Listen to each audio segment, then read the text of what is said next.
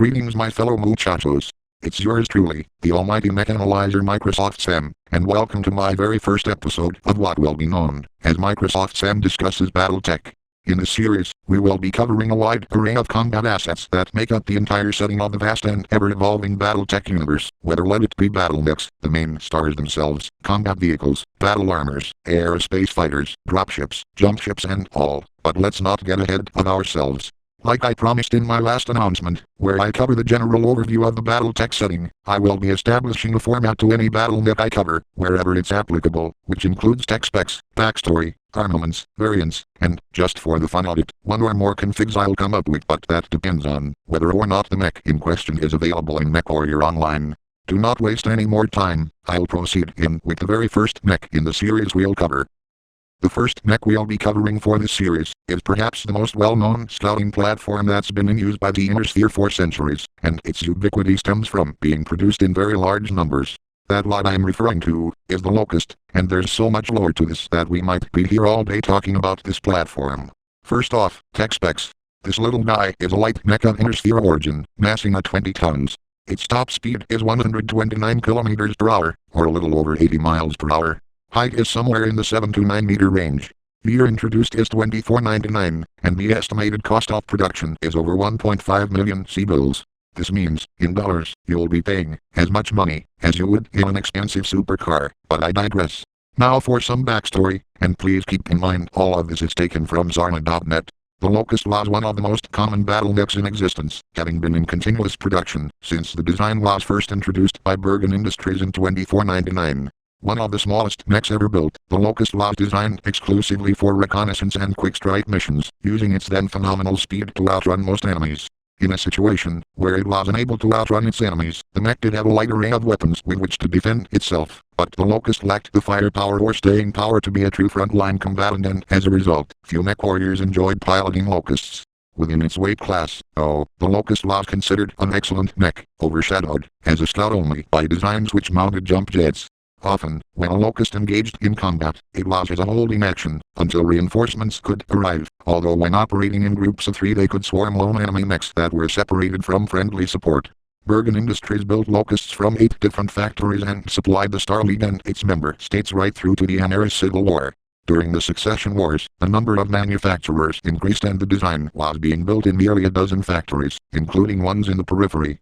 The wide variety of manufacturers meant production costs for the mech were low and parts were widely available, leading to everyone from holy pirates to corporate defense forces buying Locusts in large numbers. It also led to many different variants of the Locust, including a failed Davian version mounting a PPC, although those in the periphery were largely limited to building the original LCT-1B model. As the Succession Wars wound down, those manufacturers within the successor states began to experiment with new and rediscovered technology to build updated versions of the Locust.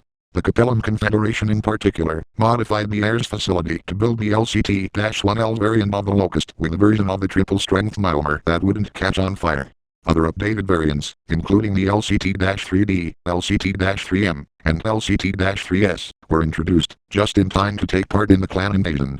After the war, the word of Blake approached Korean Enterprises about creating a new Locust variant for their militia, agreeing to buy the entire first production run to assuage the company's misgivings. The various periphery powers, still largely reliant in the Locust, also began fielding updated variants of their own, although none of the great houses were much interested in revitalizing the line. Even into the 32nd century, the Locust continues to be produced and used out in the periphery.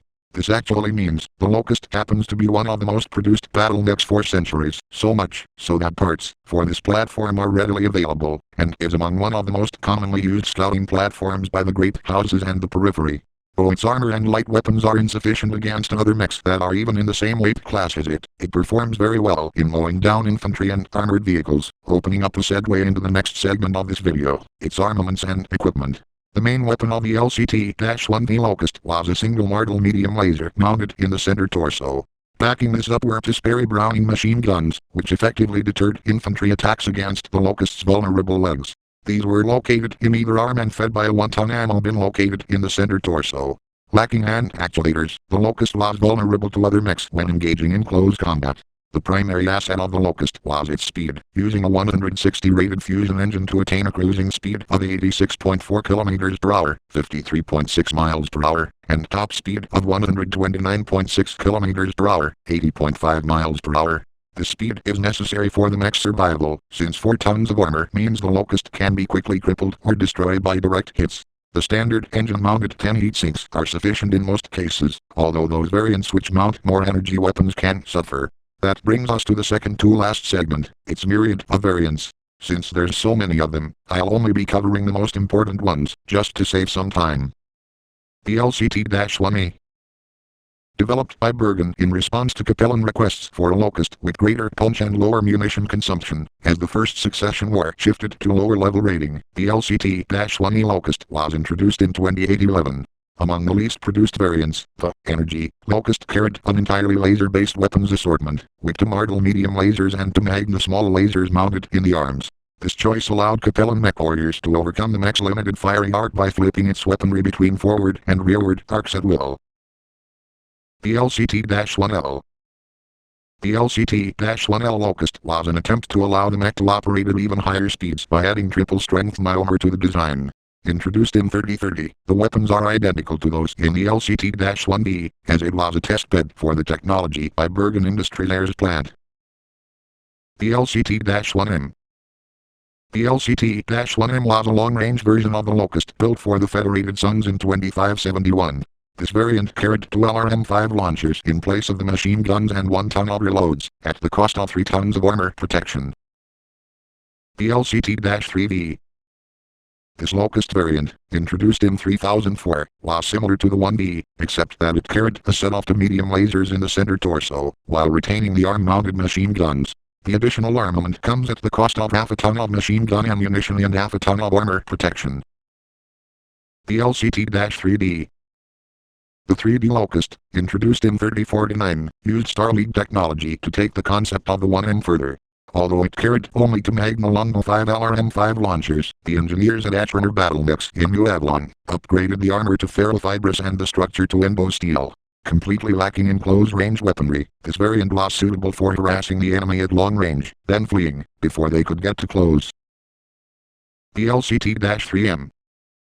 The 3M Locust was built for the Free Worlds League in 3050, with production carried out at both Korean Enterprises on Stewart, and Free Worlds Defense Industries on Gibson.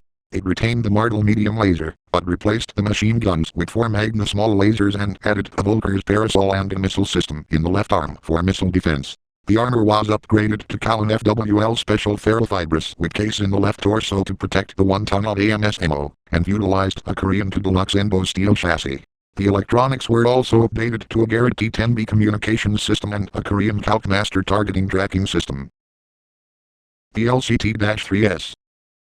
The 3S Locust, constructed in Furillo by Defiance Industries in 3049, carried the 1S upgrade further. This time, as with the 3M, the structure used Embo steel and the armor was used ferrofibrous, but the SRM2s were upgraded to Coventry T4H Street SRM2s, while the medium laser was kept. And now, my fellow peeps, is where I get to my most favorite part, customization. Unfortunately, since the Locust is a mono-built mech, it's not really designed for swapping out weapons in the fly, which means, if you take its medium laser out and plop a plasma flamer in its place, that's very much considered a major refit, and sometimes it'll come off as a completely new variant. That's where Omnimax come into play, and you might be asking, what is it? Well, to keep it quick, an Omnimax is a special subtype of BattleMech, where it is designed for battlefield modularity in mind. Take for example, the Timberwolf, known by its spheroid reporting name Madcat, a highly prolific clan heavy mech. I've already mentioned replacing the Locust's medium laser with a flamer is tons of work, but with the Timberwolf, all you have to do is take one of its pods off, then replace the weapon in question with the one more suited for a different set of mission parameters, and here you go, you outfitted the mech with a different config.